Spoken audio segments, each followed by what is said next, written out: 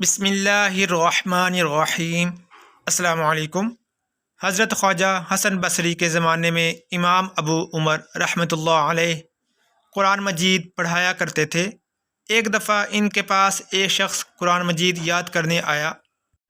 آپ نے اس کو پڑھانے میں بخل و خیانت کا ارتکاب کیا۔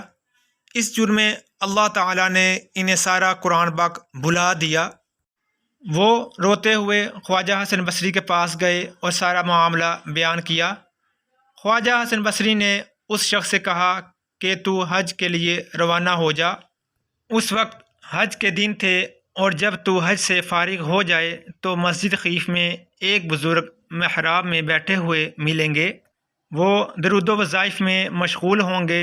وہ جب تک اپنے معاملات سے فارغ نہ ہو جائیں تم ان سے بات نہ کرنا، اور جب وہ فارغ ہو جائیں تو تم اپنی حاجت بیان کرنا۔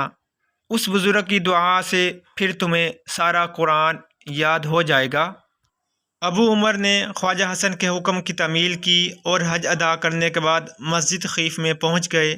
پھر جیسا بتایا گیا تھا ویسا ہی ہوا۔ مسجد کے محراب میں ایک باروڑ بزرگ کو دیکھا۔ بہت سارے لوگ اس کے گرد بیٹھے ہوئے تھے۔ تھوڑی دیر بعد ایک سفید پاکیزہ لباس والا ایک شخص وہاں آیا اور سب لوگ اس کے ارد گرد بیٹھ گئے۔ کچھ دیر باتیں ہوئیں، اتنے میں نماز کا وقت ہو گیا۔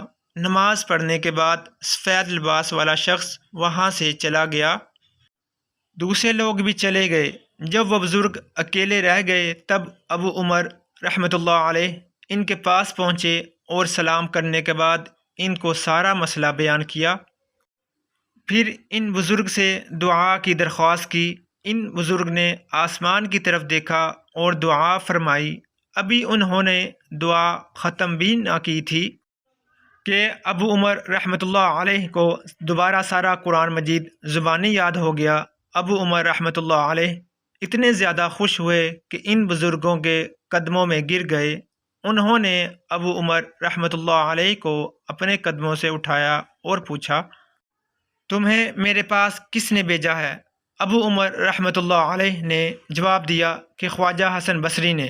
وہ بزرگ بولے، خواجہ حسن بصری نے ہمارا پردہ فاش کیا ہے، ہم ان کا راز افشا کرتے ہیں۔ یہ کہہ کر انہوں نے ابو عمر رحمۃ اللہ علیہ سے کہا، ابھی تم نے سفید پوش والے شخص کو دیکھا تھا؟ انہوں نے جواب دیا، ہاں۔ پھر فرمایا کہ وہ خواجہ حسن بصری رحمۃ اللہ علیہ تھے جو روزانہ بصرے سے ظہر کی نماز پڑھ کر مکہ پہنچتے ہیں۔ یہاں ہم لوگ وعظ و نصیحت اور درس دیتے ہیں اور جب عصر کی نماز کا وقت ہو جاتا ہے تو واپس چلے جاتے ہیں۔ پھر فرمایا کہ حضرت خواجہ حسن بصری رحمۃ اللہ علیہ جن لوگوں کے امام ہو ان کو ہم سے دعا کروانے کی کیا ضرورت ہے، کیونکہ جن سے ہم خود سیکھتے ہیں وہ جن کے پاس ہوں ان کا ٹھکانہ ہی بہت بلند و اعلیٰ و رافع ہوتا ہے۔ سبحان اللہ۔